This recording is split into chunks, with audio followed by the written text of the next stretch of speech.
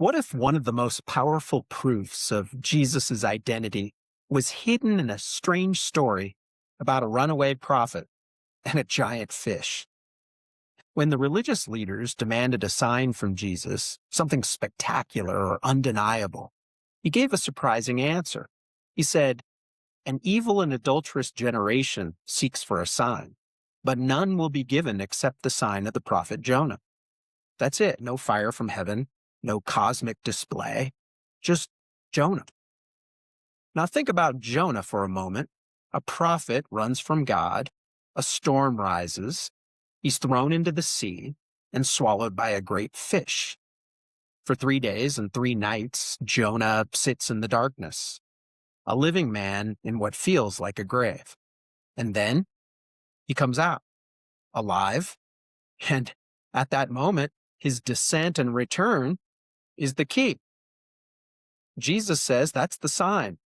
Just as Jonah was in the belly of the fish, so the Son of Man will be in the heart of the earth. Jesus wasn't just referencing a story, he was revealing a pattern, a preview.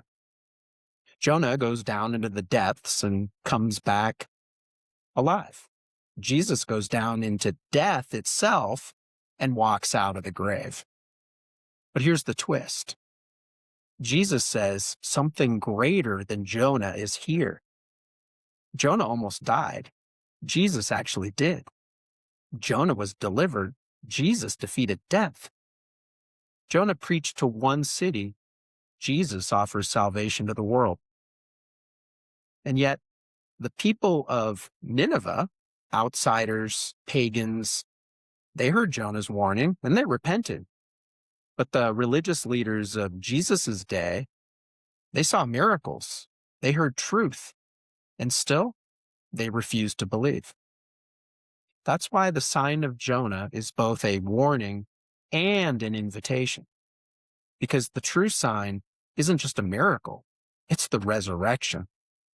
Jesus Christ crucified for sin, buried in the earth, and raised on the third day. Not as a symbol, not as a metaphor, but as the defining moment in history. So, what do we do with the sign of Jonah? We don't keep asking for more signs. We respond to the one we've already been given. Because the empty tomb is enough.